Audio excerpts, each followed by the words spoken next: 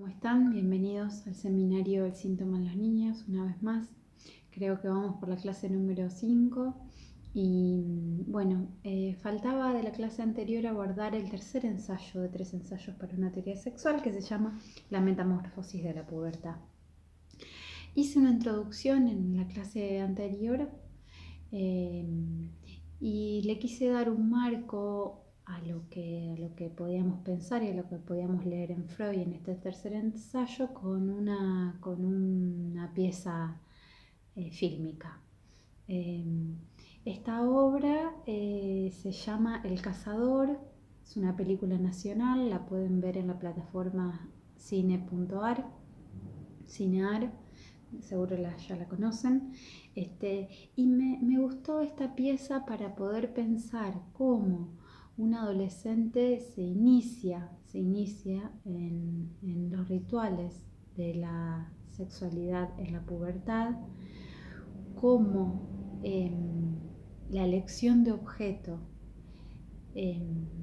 tiene que ver con los pasos que da el adolescente para encontrarse con ese objeto, y creo que esa película, además de la sutileza con la que está filmada y con la que está narrada y con la que está realizada, muestra un límite. O sea, hay un momento en la película, ustedes van a ver que el protagonista, que es un adolescente, tiene que tomar una decisión, y esa decisión que tiene que tomar lo pone a él frente a un límite respecto de sus satisfacciones, sus elecciones, sus encuentros amorosos. Entonces me parece que es una peli que nos ayuda a pensar todo esto que leemos en Freud, y que es muy importante primero leerlo en Freud, después analizarlo, interpretarlo desde otros puntos de vista. Bueno, en este tercer ensayo yo quería empezar con 2 citas que ustedes van a encontrar en el resumen que hace Freud al final de los 3 ensayos. La primera dice así: ya en el acto de ingerir alimentos goza también de una satisfacción sexual. Esto para ir a buscar lo que nosotros ya vimos de la satisfacción sexual en la infancia, de la sexualidad infantil.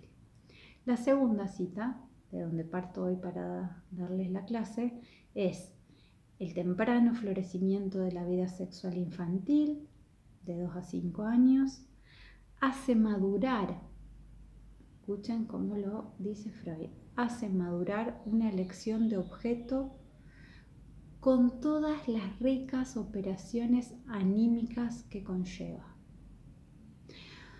O sea que fíjense cómo desde esa sexualidad infantil ya marca la satisfacción, que no tiene que ver con la alimentación ni con la nutrición, y la huella que hay respecto de la elección de objeto. Esa elección de objeto que se va a dar con el rehallazgo que nos va a contar Freud en la metamorfosis de la pubertad, tiene su origen en esta primera etapa de florecimiento sexual. O sea, tiene su origen entre los 2 y los 5 años. Por eso cuando vemos la película y vemos cómo el adolescente se encuentra en las trampas del deseo y del amor para elegir los objetos, bueno, esto también nos lleva a pensar en qué se armó en esa primera sexualidad infantil, ¿no? La pubertad va a marcar 2 cosas, dice Freud. La primera es la subordinación de todas las fuentes originarias de la excitación bajo el primado de la sexualidad. Esta es una primera de las cuestiones que aparecen muy fuertemente en la pubertad, ¿no? El primado genital.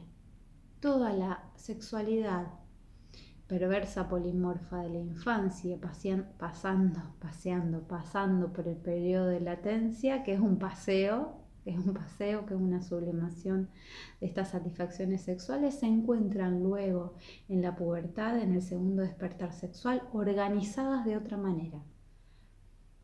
¿De qué manera van a estar organizadas? Van a estar organizadas desde un primado genital. O sea que todas las zonas erógenas y todas las satisfacciones sexuales encuentran otro modo de organizarse en la pubertad. Esto va a estar completamente ligado, esta nueva organización en la pubertad va a estar completamente ligado con el segundo punto que habla en la pubertad, que es el proceso de hallazgo de objeto. Y que esta elección de objeto es guiada por indicios infantiles, como decía hace un ratito. Entonces, presentado el tercer ensayo, nos vamos a ir metiendo en cada uno de los puntos que muestra la metamorfosis de la pubertad. El primero, Freud empieza a encontrarse con un problema. Él, de hecho, lo llama problema. En el segundo punto van a encontrar que dice el problema de la excitación sexual. Es un problema, ¿por qué? Porque Freud, para mí, digamos, desde mi lectura, según lo que yo entiendo, está tratando de ver qué asociación, qué articulación hay entre placer y satisfacción. No es sencillo. No es sencillo y tampoco para Freud lo fue en su momento, tanto que luego se define por una vía especulativa. Dice, todo lo que nos lleve a constituir cierta argumentación para esto va a ser una vía especulativa, o sea, no puede demostrar aquello que dice. Y ustedes saben que Freud se ocupaba mucho por demostrar eso que decía, ¿no? Entonces, el primer punto de esta metamorfosis de la pubertad se llama el primado de las zonas genitales, como lo dije hace un ratito, y el placer previo. Las zonas erógenas se insertan en un nuevo orden, y ahí pone un ejemplo que a mí me parece muy importante, porque si bien para Freud la mirada o el ojo, como lo llama acá, ustedes van a encontrar que Freud pone mucha atención en el ojo. Que es, bueno, el órgano de la mirada. No es para Freud una zona erógena. Luego vamos a ver que para Lacan sí lo es. En el recorrido de las pulsiones va a estar la pulsión escópica como una zona también paradigmática. Entonces, él va a hablar dentro de lo que quiere distinguir entre placer y satisfacción del ojo. Fíjense la importancia que le da Freud a eso en ese primer punto.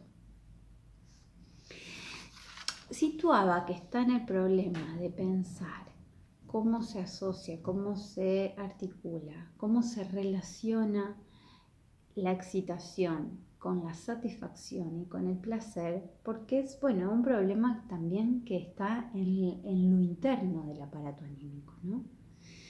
No está pensando en términos sexuales. Ya el segundo punto se llama el problema de la excitación sexual.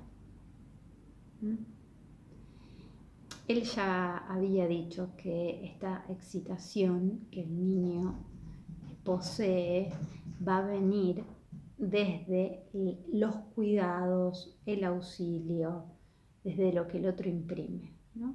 Pero va un paso más allá en este punto y dice, bueno, ¿cómo esta excitación se relaciona y se organiza con el placer y con la satisfacción? Es un punto que va a resolver mucho más adelante Freud, pero ya lo está pensando. El tercer punto importante para pensar los síntomas en los niños es la teoría de la libido. Ahí la teoría de la libido les voy a leer, ¿no? Dice Freud, hemos establecido el concepto de la libido, digo porque libido nunca sabemos muy bien cómo definirla, ¿no? Y acá está definido. Hemos establecido el concepto de la libido como una fuerza susceptible de variaciones cuantitativas, que podría medir procesos y transposiciones en el ámbito de la excitación sexual. Con relación a su particular origen, la diferenciamos de la energía. Acá Freud quiere diferenciar distintas libidos que le encuentran, ¿no? Una va a estar ligada a lo sexual y la otra no. Después esto cambia en la teoría, pero bueno, en este punto, en este momento, él está tratando de diferenciar esa libido, pero está definida como una fuerza. Como una fuerza. En esta diferenciación que hace de la libido, ustedes ya esto lo conocen, diferencia la libido yoica de la libido de objeto y dice que la libido de objeto es la que se va a volver accesible para el estudio psicoanalítico, mientras que la libido yoica la va a llamar libido narcisista, y cuando esta libido está dentro del yo, dentro del narcisismo, no es, esa distribución no es accesible al psicoanálisis. Después, en la introducción del narcisismo, va a proponer las vías de estudio para esta distribución libidinal que él hace. Dice que esta libido yoica o libido narcisista nos hace pensar al estado originario de la primera infancia de la libido. Esto lo vamos a ver después con ese otro texto. Pero en la teoría de la libido quería resaltarles que conceptualiza el término libido. El punto 4 es importante, el punto 4, porque ustedes saben que no hay en el psiquismo hasta la pubertad una diferenciación entre masculino y femenino. Bueno, con la pubertad se establece esa diferencia, dice Freud. Con la pubertad no puede, según mi lectura, ¿qué es lo que en la pubertad hace a esa diferenciación? Él no lo puede, por lo menos según mi lectura, vuelvo a decir, no lo explica, no lo desarrolla demasiado bien, precisamente, digamos. Ahí van a encontrar que menciona que la libido es masculina porque es siempre activa, aunque su meta pueda ser del orden de lo pasivo, la libido es siempre activa, por eso va a dejar la libido para pensarla en relación a lo masculino. Y dice, recién aparece esta diferencia de femenino y masculino en la pubertad. Siempre es situada esa diferencia bajo el concepto de bisexualidad. O sea, Freud esto lo sigue manteniendo. Esta bisexualidad y esta diferenciación de masculino y femenino lo va a llevar a pensar en el punto número 5, que es el hallazgo de objeto, que dice Freud, en rigor es un rehallazgo del objeto. O sea, el periodo de latencia con su amnesia y su olvido hace que se vayan al fundamento las distintas experiencias con los primeros objetos incestuosos. Y luego, en el segundo despertar sexual, en la pubertad, ya va a haber un rehallazgo de ese objeto que va a tener las marcas de ese primer objeto incestuoso, y sitúa 3 puntos ahí que a mí me parece interesante para seguir desplegando nuestro tema, que es el síntoma. Los 3 puntos que sitúa, y con este tercer punto vamos a terminar de desarrollar nuestro interés en este texto. El primero es el objeto del periodo de lactancia. Ahí van a encontrar que Freud nuevamente argumenta cómo el primer objeto del niño es el pecho materno. La angustia infantil, ahí Freud hace referencia a un cuento que a él le llega, que un niño le pide a un adulto, el niño está a oscuras y le pide a un adulto que le hable, y ese adulto le dice, bueno, aunque yo te hable, no va a volver la luz. Y el niño le dice, pero cuando vos me hablas se hace todo más claro. O sea, Freud ahí hace una relación, ¿no?, de la angustia infantil con la presencia, con la ausencia, y yo diría con cómo una palabra establece una presencia. Eso es muy importante. Y que cómo una palabra puede retirar a alguien de su oscuridad, sobre todo un niño, ¿no?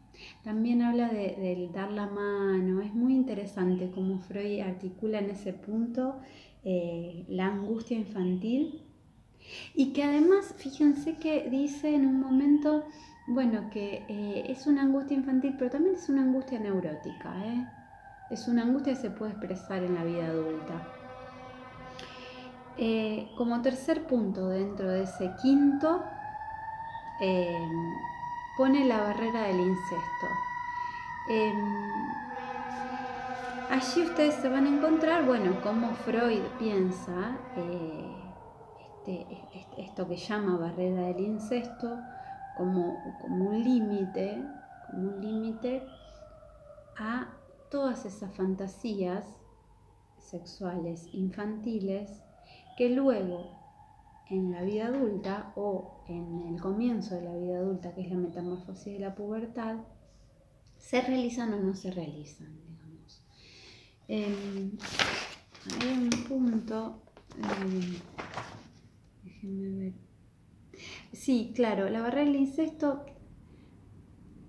dice, el respeto de esta barrera es sobre todo una exigencia cultural de la sociedad, o sea, y esta barrera va a estar erigida junto, o sea, no es la única barrera, junto a otras inhibiciones sexuales, ¿no?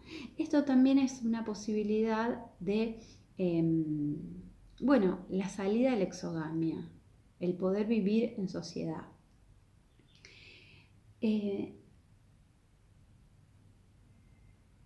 Sitúa ahí algo del orden de las fantasías que es muy lindo de leer. Y quiero terminar este primer video. Quiero decir, estos videos ustedes saben son aproximaciones de lectura para que ustedes vayan al texto y puedan desplegar su lectura. Después lo retomamos en la clase. Dice esto en la página 207. Contemporáneo al doblegamiento y la desestimación de estas fantasías claramente incestuosas, se consuma uno de los logros psíquicos más importantes, ¿no? Pero también más dolorosos. O sea, hay un logro psíquico muy importante, pero también muy doloroso. ¿Cuál es ese logro psíquico? El deshacimiento respecto de la autoridad de los padres.